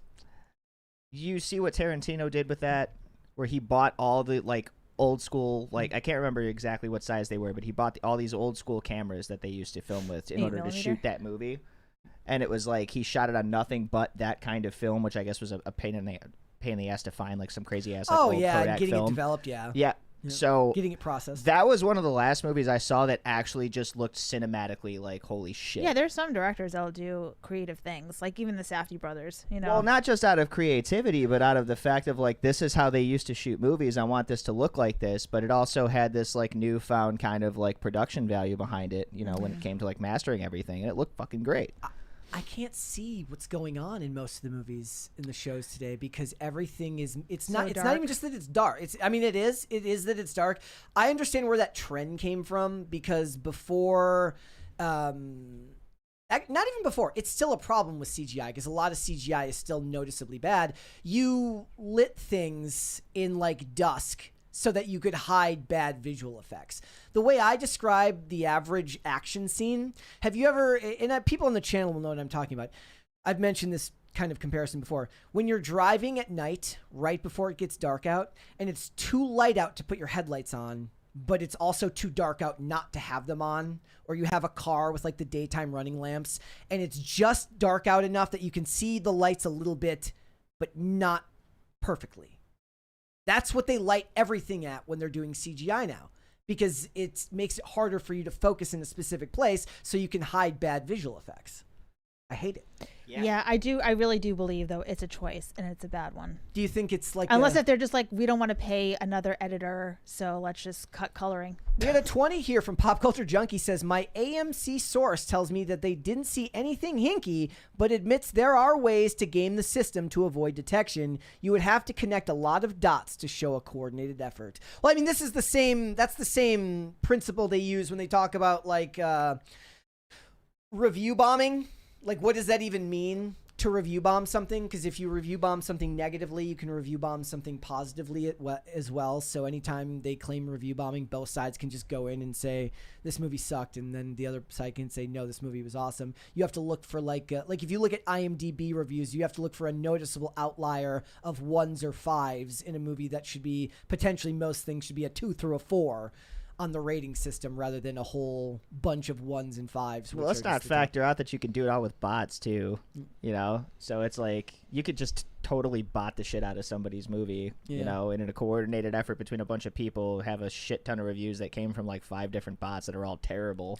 Do you think the lighting is like a... So I believe that the people in this space would say that it's a conscious effort that's being done. It's a Marxist, postmodern effort to make everything... you think I'm kidding, but I'm not. To Marxist-Leninist way of lighting. No, they're saying that it is an attempt by postmodernists to make everything ugly and drab. It's like they talk about... It's like film brutalism. Everything just exists for the purpose of getting it done rather than actually making beautiful art that people want to look at. The thing is, they're not getting it done. Do you know how long it takes for people to shoot a freaking movie? I just saw that they were saying Pluribus season 2 is like not. He's like, yeah, we'll make it eventually. I don't get it. I mean, I really just don't get it. That was compared to Breaking Bad as well because they're like, how is it they could do like 16 episodes every year? And that's the cable version of it, 16 episodes. The network TV version of it's 22 to 24 episodes every year. We were just watching Superman behind the scenes, you know, because like HBO does that now. They'll just put like a behind the scenes of like the whole thing being shot, and just watching one scene being shot, it's like 30 people for a 2-person scene, and it's like no wonder this takes forever. Are you talking about the 2025 Superman? Yeah. I'm not saying that's a bad movie. I was just an observation of how many people are in a room for one damn scene. Are you talking about like actually on set, or are you talking about set. like? I mean. That's usually how. Isn't that always been what it's like? I mean, at least 15 to 30 people. Yeah, probably. Full but I'm crew. just saying that's why it takes things so long to get things done. And you know why? Because they're sitting there worried about the lighting and how things are going to look, and then they get to post and they're just like, I don't know, let's just mess around with it and keep. You know, it's just I don't know. That's why the coordinators have coordinators. Also, I mean, movies are a different beast though. Like I'm talking more television, where the reason network television shows were able to do that, we're able to do 22 to 24 episodes a year is yes, they did go on location sometimes to film outside. Yeah. But most of it is like you spend a lot of money to build your sets, and then the majority of the episodes take place on those sets, so you don't have to worry about going out into physical locations. Now it's just all done on green screen anyways. Yeah, and I was gonna say, even in that sense, you could still send your camera crew to the site that you're going to shoot the scene at, have them film the scene without the actors in it, just the background where they're going to be, and then shoot the rest of it in the studio and apply that to the background. You think they're doing that?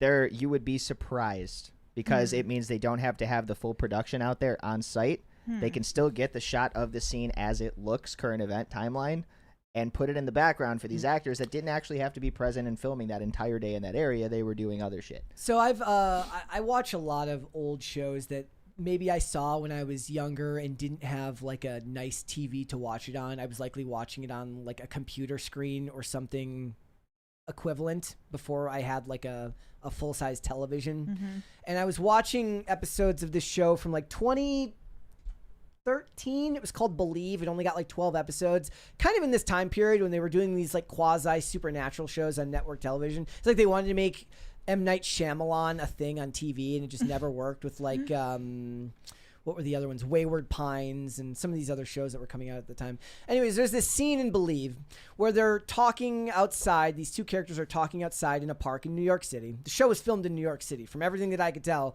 I saw recognizable New York City locations. And the scene, the main shot that leads in of the characters walking up to them, and then the main shot of one character definitely was there in person. The over the shoulder of the other person was 110% green screen. And I never noticed it in the past just because I was probably watching it on a 480p monitor. But now none of that stuff holds up today, because in the year of our Lord 2026, you can buy like a 60-inch TV for like $2 and a pack of bubble gum. So when you watch it on a full-size television now, that stuff doesn't hold up as well as it did back in the day. It looks real bad, and you can't believe it. You're like, I don't remember this looking this bad. Can you give me is there an example of something? Because I've seen a lot of that stuff. Now I go back and rewatch stuff. I'm like, oh, that does not hold up at all. Yeah, there's some of this stuff. Since we've been talking about Netflix, some of the Marvel shows from them. A lot of those, the green screens that I'm finding now, and you know, like just it's so bad. Disney Plus shows, or are you talking like? Well, they're S.H.I.E.L.D.? Disney Plus now, but the original lineup that Netflix had of the Marvel shows, like Daredevil, first season of like Jessica Jones, Luke Cage, Iron Fist. I'm noticing a lot of like the hell was it? Season. Maybe just okay, so let's say the Defenders, like just the few episodes that they had of that. There's a lot of stuff where they're talking. Alexandra's talking to like Elektra Nachios or whatever in like that warehouse when she first like resurrects her, and they're just the whole room is behind them, and they're sitting at a table, and it could have just been an empty warehouse. Why not? What's so hard about filming in an empty warehouse? They didn't do it. They green screened it. And the entire warehouse, like they're doing this kind of slow zoom in on them having this conversation at this table, and the whole warehouse kind of stays the same size and is just like slowly shifting around because the camera's actually moving in the live film. So the green screen looks like it's moving, but it's not. It's them. Yeah. And it's just like, I was just kind of sitting there like... You don't even have to go to a warehouse. You could literally just redress a soundstage. Yeah, and it could be just be a still shot. No one was moving. Like, they're sitting at a table, but the background the general was shifting, idea is you have to keep the camera moving to keep things interesting. Right. But if you're going to do that, then go to an actual location. Yeah. Not even don't make it look like the background is shifting. You know what I'm saying? It's already obvious as it was, but it wasn't anything that I noticed watching it frickin', 10 years ago or whenever the hell it came out. And then I didn't finish Daredevil Born Again, but the CGI in Daredevil, the CGI is awful. No, the CGI is bad. There's a couple things that Disney did, like little things that pissed me off, but there was a lot of good in that show too that they did that I was like, oh, thank God they didn't ruin it.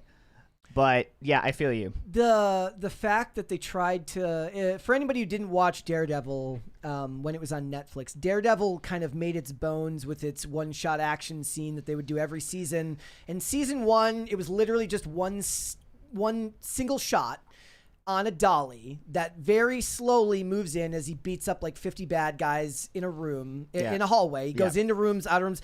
Theoretically, there could be cuts there, but I don't think that there were any. There were definitely cuts in the season 2 one. Yeah, there were little parts where they could have done it where like he crashes into a room. Yes. Like you could have easily cut it there and had him come back. He for some reason, his character hits the camera in shot. But the point is, they made their bones by doing these incredibly well done single camera action shots. But then when they did it for Daredevil Born Again, it's just very clearly CGI because of what he's doing on the roof and stuff like that.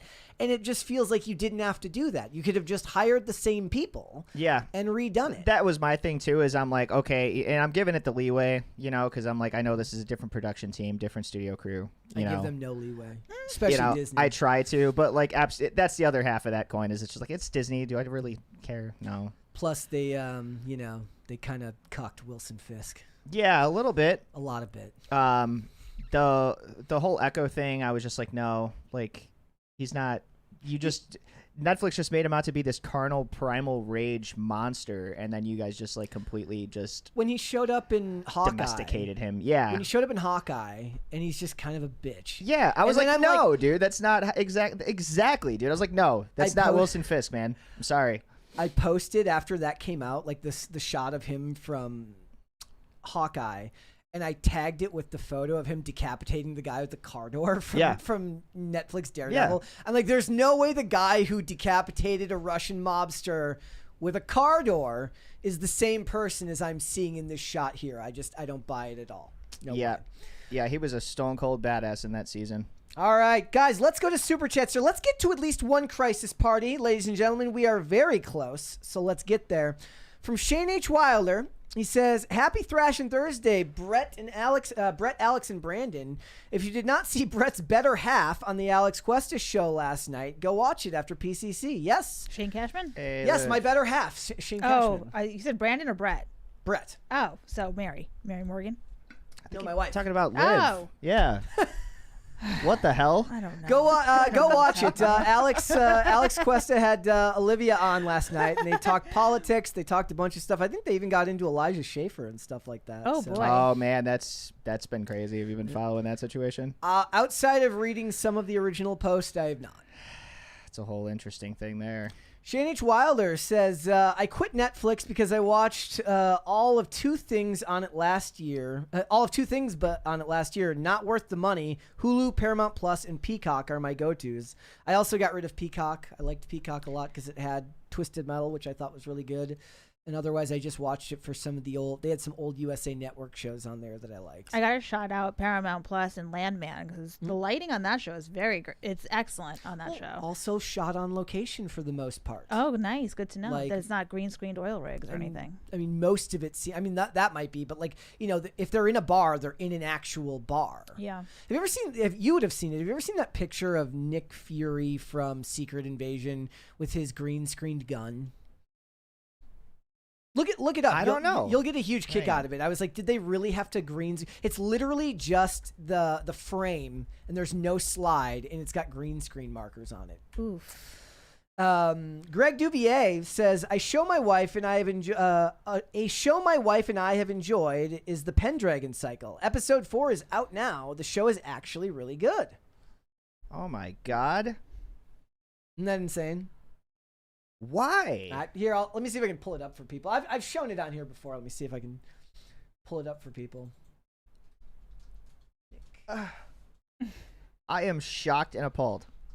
It's and I don't know anybody that actually liked or watched Secret Invasion, so never even heard of it. It's it says it's pathetic studios rely on green screen this much. Yeah, like literally, see, it's just the frame, and then the rest. They could have just put him in a room and gave him a gun. They could have literally just built that themselves and put a red dot on it. I know we don't like putting guns in actors' hands after Baldwin. You know, I know we're kind of a little apprehensive. This might have been before that. Or around the same time. This actually, I think, was before that. And most of the time these days, they're using either rubber guns or airsoft. Like I got into it with somebody, or me and somebody were talking about it on X the other day. The biggest flaw that Person of Interest has in breaking immersion is the guns they use in the show, which none of them are. They don't cycle, meaning when they shoot like a blank, but wait for it. There will be a crisis party. When they shoot, the gun doesn't cycle, but a bullet comes out. Yeah. Comes out. Oh boy. So you see the flash. But you were more scared than me.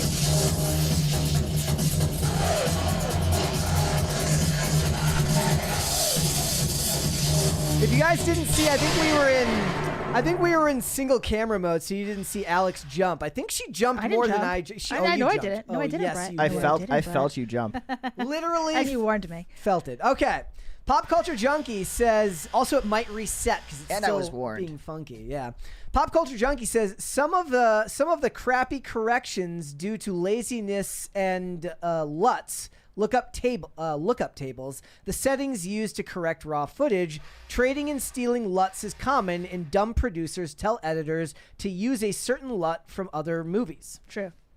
I believe that.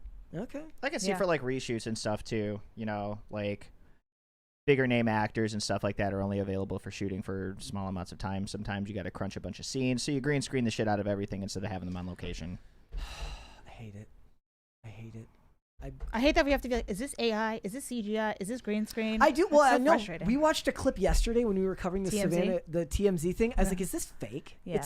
It had to be fake. I said, So annoying. I was like, that dude's arm would be elbowing that dude on the computer behind them if this was real. Or it could just be like a distance thing that you can't. Also, if you watched it, there was another camera that kept coming into frame. There was the lens of another camera that kept coming into frame. It was very weird. Well, it's also crazy. The opposite of that is like, you're dealing with some stuff that is actually being filmed that's real, that is so goddamn stupid that you think that it could be AI. Yeah. And it's not. Yeah. What do you mean?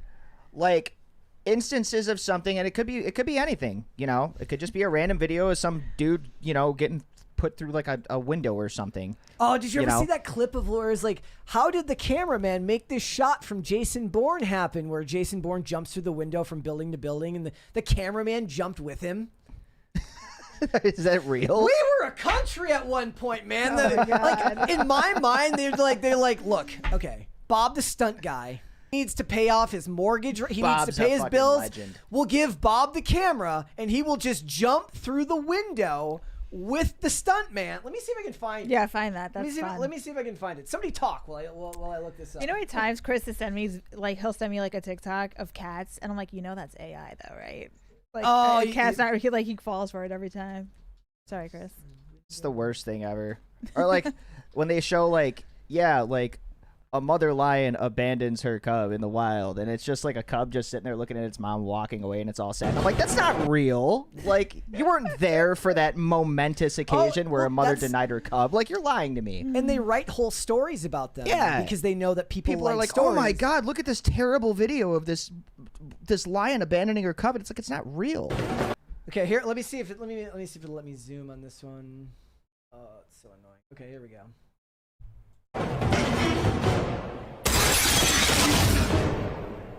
It's like I hear everything, but I don't see it. Is it not on that monitor over there? It's small. It's just not playing. The video's not playing. There we go.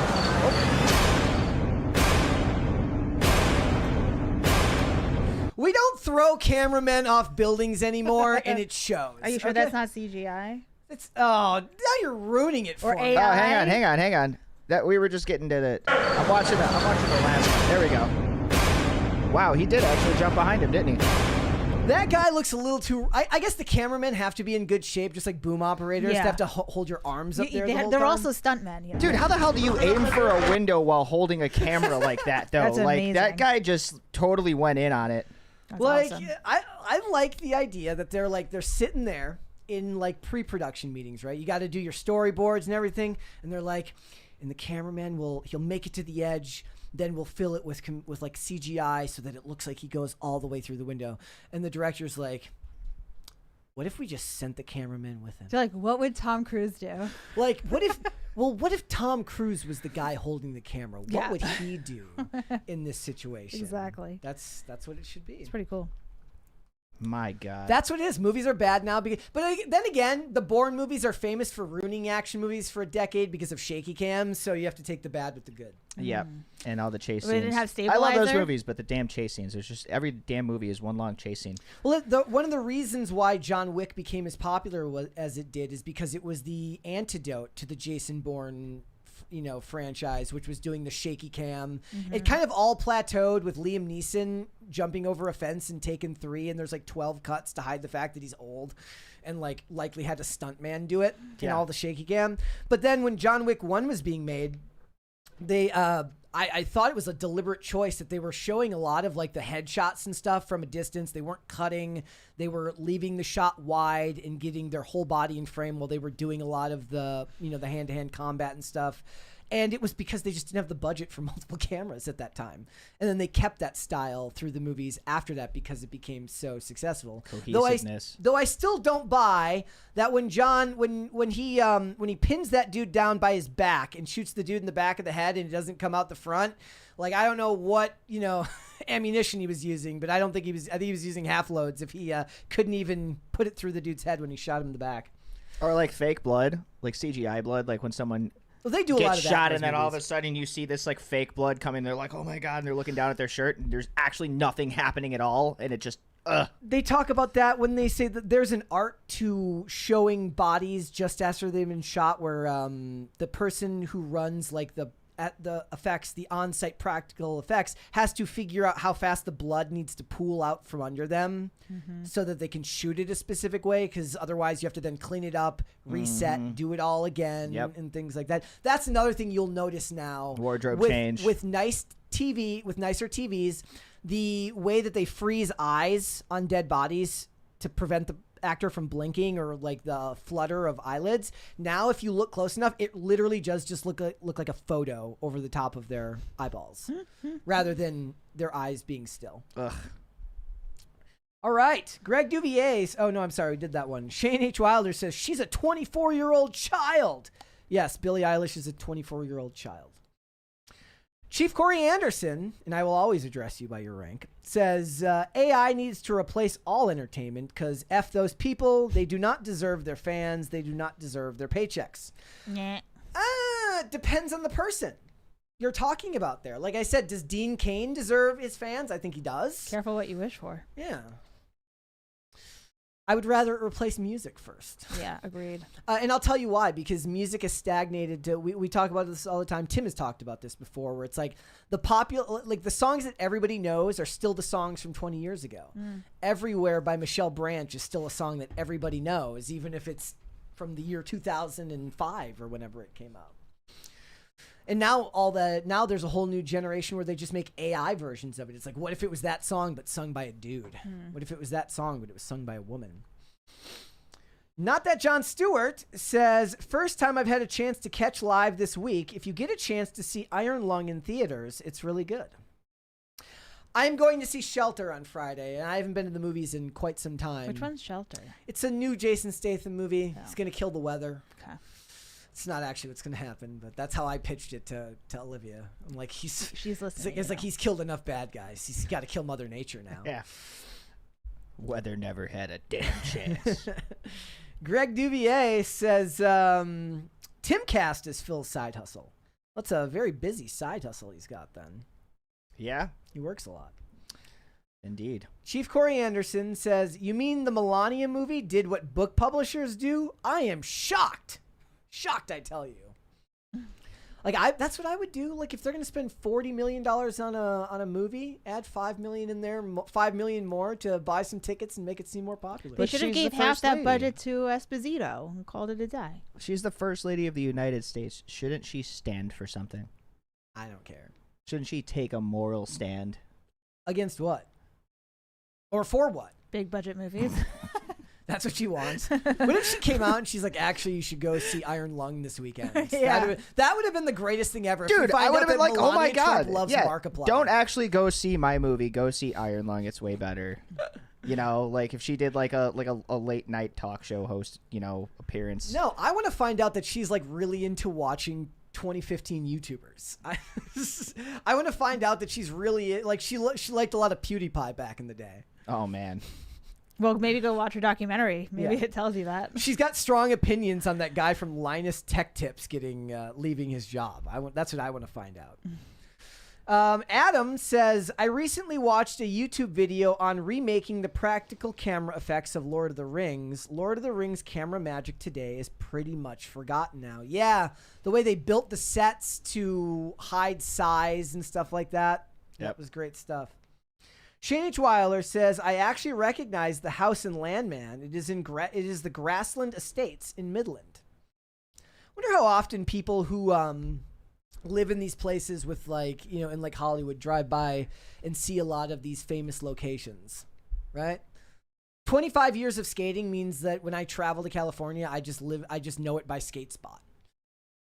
I have that in Chicago. Yeah. I've been to San Francisco. I think is the only place I've ever touched in California. I mean, I've been like, even like Berkeley, like I recognize Berkeley automatically because there's famous ledges at Berkeley that have been skated for decades and decades and decades and stuff like that. Yeah, but it's like you could point out like a landmark in Chicago, and we're gonna be like, oh yeah, we've been there. You know? Yeah, I feel that. All right. I want to see them make another Jason Bourne movie and bring back more people jumping through windows and stuff like that. Anything you guys are excited to go see coming up? You're usually checking out new movies. Anytime me and Chris run into each other, he's always like, "Did you see this movie?" And I'm always like, "No." Yeah. I mean, it's January just ended, but it's usually a month of bad movies. So okay, so people didn't understand what I meant so that actually happened when the trailer for what was it called? The trailer for Mercy came out. I was like, this is the most January movie I've ever seen because it just looked like a movie that gets dumped in January. And I mean, I know why they do that because for the most part, people are tapped out from the holidays. So they're, you know, that type of spending is the first thing to go when you're tapped out because you traveled for the holidays or you bought a lot of gifts for people. Like you're cutting back on your discretionary spending and stuff like that. So they dump a lot of movies in January. They do. I am looking forward to the Zendaya movie. It's an A24 film called What's it called? The Drama. And that's with Robert Pattinson. Yes. So I'm looking forward to that. That's coming out in April. I think they get engaged. It's a girly movie, I guess, you know. Shane H. Wilder says, "Damn, Brett, now I've got everywhere in my head." Yeah, that song will get stuck in your head, man. But I mean, that'll happen anytime you go to a grocery store. You'll end up hearing that song on somewhere. All right. Double check. I make sure I got everything there. Did you guys see all the news about how, like, apparently a bunch of Nicki Minaj fans are now registering as Republicans? Really? Did you see this? Can they prove that? Okay, so that was actually my first question is like, much like purchasing your own movie tickets, the first thing I would do if I was trying to convince people that I was this was going on. But yeah, like a bunch of fans were putting out stuff like this. It says, "I'm a Barb and today I registered as a Republican. I'm never voting Democrat after seeing how they treated and tried to infringe of Nikki's freedom of speech, thought, and religion." Oh boy. Okay. It's like the politics is this weird world now where I have to hear about Trump admin officials having their wedding performed at by Sexy Red. And I'm like, who in the Trump administration listens to Sexy Red? No? Anybody? I don't know. I mean, know what that is. you know, there's the whole Inauguration Day Smash Mouth concert. What? That's not even possible. The guy from Smash Mouth is dead. Well, this was the original. Oh, 2016? Yeah, this was the previous inauguration. Yes. I'm still, you know, raving about that one because I was like, who the hell invites Smash Mouth to play their presidential inauguration? Well, no, they were a meme by that point because of their music, right? Sure, and but Shrek. But it was like at the same time, it was just such a random thing that like Donald Trump, like his favorite band was Smash Mouth in that song. You know, I don't know. I could never wrap my head around it. Like, who the hell cares? And two, like, why is this happening? Olivia Dasovic in the chat says they're promoting the SAVE Act now. Yeah, that's what a lot of the Barbs were doing as well. We need to get Xavier DeRusso back on the show. This was another one. Breaking. Fans of Queen of Rap Nicki Minaj have flooded X with posts announcing that they're switching their voter registration to Republican. In addition, they've also been mass calling and emailing senators and demanding the SAVE Act be passed. God bless you, Nikki. Wow. I remember back in like 2021 when Luke was at the castle, he had a giant Nicki Minaj flag outside of his area with her saluting the flag. I think it was Chris who was telling me that Nicki Minaj's brother is in jail, and so she wants him to get pardoned, and that's maybe why the whole that's thing. What it is. I still think it is a huge fact. Like the fact that they're doing a Turning Point USA halftime show and they couldn't get Nicki Minaj given her current character arc that's the first thing they should have done was try to get her to do that. Yeah. Why not? Red flag. I just don't see that as their vibe. I mean, what I guess now, because the now in the wake of what happened to Charlie Kirk, they're no longer like a big tent. Well, they're faith based. Yes. So. Hey, I was gonna say Nikki's not the most Christian. Edit the songs. That's okay. Edit the songs. Every other word's like, and a bleep, and a bleep. She can record a song. like She can that? do a feature with Forrest Frank, and they can do a song together and perform at that Turning Point event.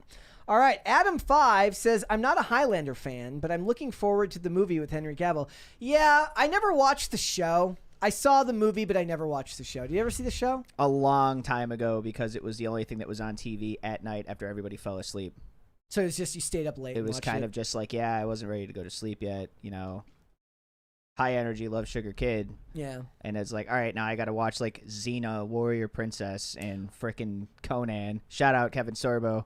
Dude's awesome. Hercules, not Conan. Was he? Well, yeah, no. Hercules. Hercules was with it. Yeah, you're right. Yeah, that was so. I'd never seen it. He's from Minnesota, so That was the like, first time I've ever seen the show like do a crossover too. Yeah. When like they like I was like, hey, that's pretty cool. he was on IRL once, and I was like, I got to introduce myself. I'm like, I too am from Minnesota. It is very nice to meet you. That was the episode where I fell asleep during the post show. Oh my God, really? That's awesome. I dozed off during the post show. It was like not even that late, but I think I don't remember what it was. If that was the day, I think I did like Culture War that morning, then did PCC, then did IRL, and then like on the post show, I definitely like fell asleep. Like the full day of shows, man. Surprised Tim didn't fire me. I'm like, come on, man, you got to be kidding me. But I had never seen an episode of Hercules until like 2 years ago.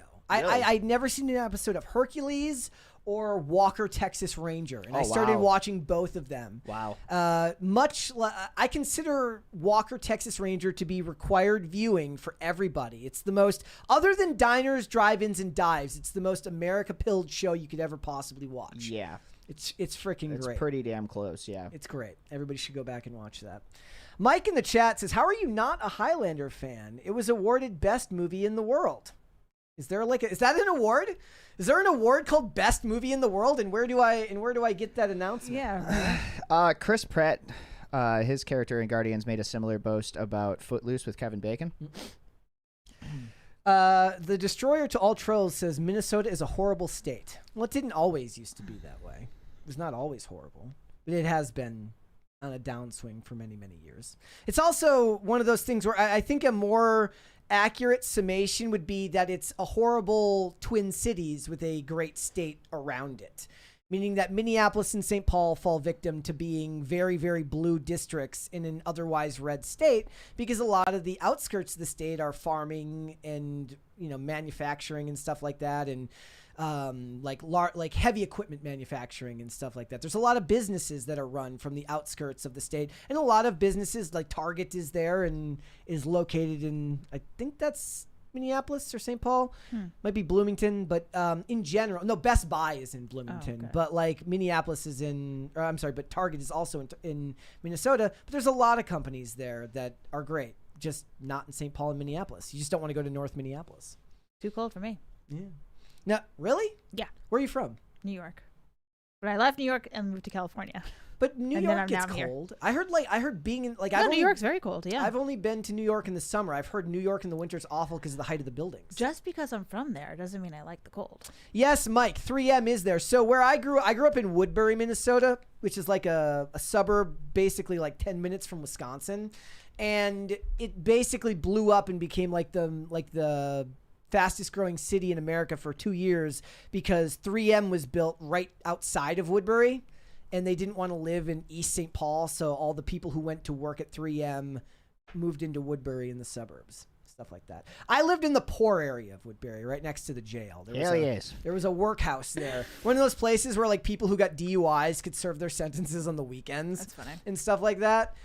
We were in like one of those first developments there, and then there was a very large culture shock between the people who lived on that side of the city and the people who lived on the other side of the city. Oh yeah, out there. Chicago had that too. Really? Oh yeah.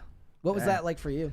The South Side was great. Hats off to anybody who has ever had to or currently lives in the county of Cook.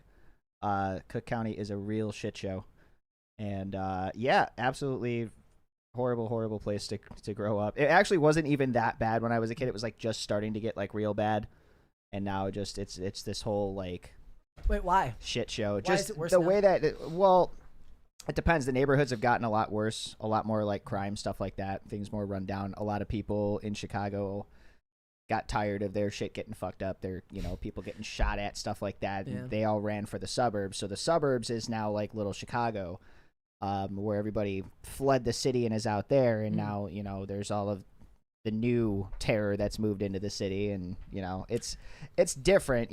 Everything is, divided up by sides, north side, south side. The far west is the suburbs, and everything east is Indiana, and no one wants to really be there. It's like going to what's the place in Indiana that everybody hates? It's Gary, Indiana. Yes, I've skated in Gary, Indiana, and driven through. I'm sorry. You'd never want to live there. No, I barely even want to drive through there. DJ Dubs is so right over on Rumble. Says Minnesota really started going downhill once Brett left. That's fact check. Did you true. leave before or after the bridge collapse? Long after. Because I think the bridge collapse was really where things started to go downhill for Minnesota. That's just me. So here's a story. I don't know if Olivia's still in the chat, but rip to me after I tell the story. She hates driving over bridges. She does. That bridge was sketchy. We were on tour there a couple of weeks before that bridge collapsed, and we drove over that bridge. Yeah. And that bridge was sketchy. So Olivia hates driving over bridges. Yeah, I get it, it's fine. And one day we were driving over 35W, and I was like, this bridge collapsed 20 years ago. She was like, what the fuck? Why would you tell me that? Your bedside manner, dude. Well, I do the same thing when we're on planes, because she's not a fan of flying, and I'm like, we're not going to die in a plane crash. Like, we're not cool enough to die in a way that ends up on Wikipedia. Yeah. Like, I don't go with the traditional, flying is safer than driving, even if it's true, right? I'm like, look, we're just not that lucky. You're like I actually if I have not that lucky to crash. If I have to choose a way to go, I kind of like the idea of the plane crash, because there's nothing I can do about it. Something terrifies me about that door just ripping open and then flying. Like certain types of car accidents, you have to wonder if you could have done something. Could I have swerved? Could I have done something? I zigged when I should have zagged. Yeah, exactly. And now I'm paralyzed instead of dead. Elevator crashes. Crap. Am I supposed to jump or am I supposed to lay flat? I don't remember. Should I try to jump as soon as the elevator hits the ground? Exactly. And maybe I just... Plane crash, bro? Nothing you can do about it. Nothing you can do about it. No. Guys, sealed. Unless you're Travis Barker, then you just walk out of a plane crash with your buddy over your shoulder. Yeah. Chat, let us know. When the elevator crashes, are you supposed to lay flat or are you supposed to jump at the last minute? I can't imagine how jumping at the last minute would work, because how it will do absolutely nothing for you. Yeah. I know, we should watch Speed You're again. still on the downward. Yeah, Remember Speed to get stuck in the elevator and then the bus. I watched Speed last week. Yep. Really? Yes. It's a great movie. It was just one of those random things that I had in my library, and my girlfriend was like, "Hey, let's watch Speed." And I'm like, "Okay, cool." And we watched it, and I was like, "Holy shit." It's really good. It still really holds up, right? Yeah, no, it's a great movie. Followed by Wayne's World. Sorry, I had to bring it up. We gotta get these fucking choppers out of here. Dingus Khan says, Brett, can you explain? Cans. Sorry. Dingus Khan says, Brett, can you explain to all the non-Minnesota folks the insanity of north, south, east, west St. Paul, and how none of those directions are none of those directions from St. Paul? Yeah, so basically, there's like two East St. Pauls, and they're not connected to one another, and it makes no sense. Like, you can be in East St. Paul, drive, leave East St. Paul, and then be back in East St. Paul without turning. And then North St. Paul is in a completely different direction, and it doesn't make any sense. So there's like something in between the two East St. Paul? Yeah, it's really, really weird. It's really, once you get down by like Highway 36 and stuff like that. I do miss that a little bit. Mike in the chat says jump, damn it. So he thinks that you're supposed to jump when you hit the ground. I don't want Yeah. You're gonna jump and then hit the ground just as hard anyway. Campbell says jump while you lay flat. Yeah, jump and then lay flat. Is it lay flat if you get too close to if you're going up and it keeps going up? Well, no, because it's always it's that when it falls, it's gonna make that shock impact and your spine gets damaged and stuff like that. So, no thanks. I'm not a fan. Compression. I'm not I don't have the fear of escalators or the fear of elevators. I had a fear of escalators growing up. Like your shoe's gonna get stuck? Yes. And then I was gonna get sucked into the escalator and eaten.